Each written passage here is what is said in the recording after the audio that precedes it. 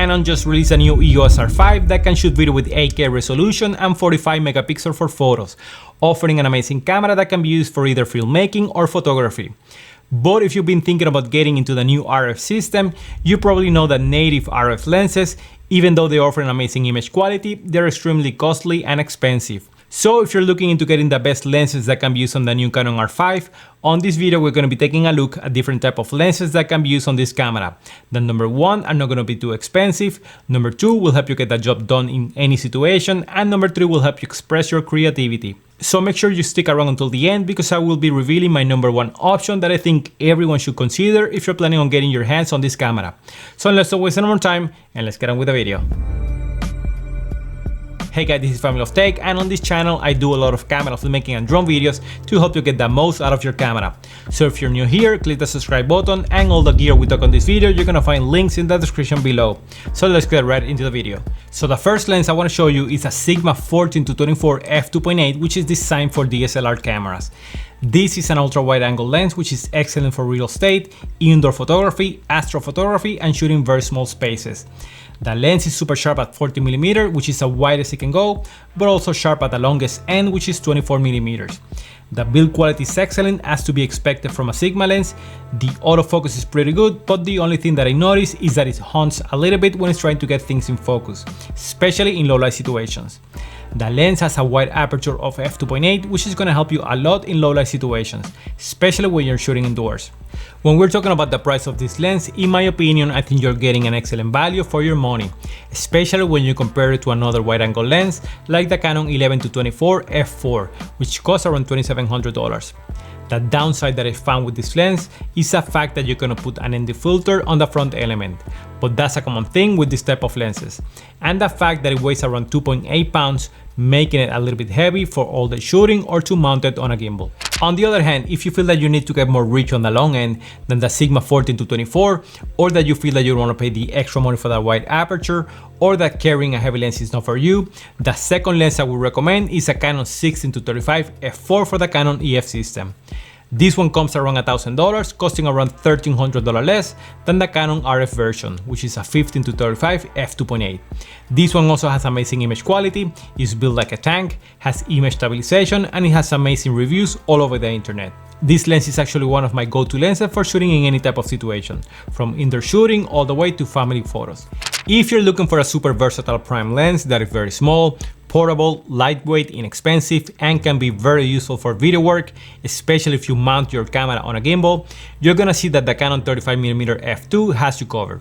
The lens costs around $549, weighs around 11 ounces, has image stabilization, and the build quality is very good as well. But one of the biggest reasons to consider this lens, and not the Canon 35 RF version, is the fact that this is an EF version.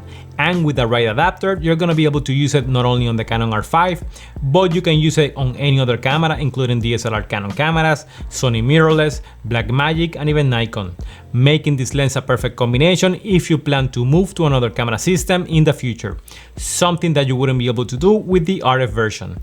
Image quality is superb, as you can see here, and because of the wide aperture at f2.0, you can get a lot of bokeh or out of focus areas, creating beautiful images even in low light scenarios. When we're talking about macro lenses for the Canon system, I've used a couple of lenses that can be adapted to the Canon RF mount. But at this point in time, we only have two native options that can be used on the Canon R5. One which is a Canon 35mm macro lens, which you can see right here, and the new release 85mm RF macro lens, which at the time of making this video is still not available. But if I can recommend one macro lens that you may have overlooked and possibly be the one that could spark your creativity, it's this lens right here, which is a Laowa 50mm macro lens. This is a completely manual lens for the Canon EF system and can be used on the Canon R5 with the right adapter. The lens weighs approximately 1 pound and has an aperture of f4. But what's good about the lens is that you can get as close to your subject as 12 centimeters and sometimes even closer than that, while at the same time showing the viewer what's on the background, giving the viewer another perspective that you wouldn't be able to do with another macro lens. So I highly recommend that you check it out because I think you're gonna love this lens. One of the cool features of the Canon R5 is the fact that you can use this camera using a crop sensor mode, and that means that you can use APS-C lenses on this camera, and that's gonna translate into number one, that you can use smaller lenses like this one for example, number two, that you can buy cheaper alternative, and number three, you're gonna be able to use these two amazing lenses that I will show you right now, and they're actually two of my favorite.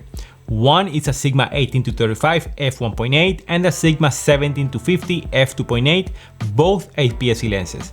The Sigma 18-35 weighs around 1.13 pounds, which is a little bit heavier than the Sigma 17-50, which is 1.4 pounds. Both lenses have a wide aperture that will let you get beautiful out of focus areas and will help you shoot in dark scenarios. As a matter of fact, I recently made a video using only the Sigma 18-35 that you can check it out right here, showing you what this lens can do.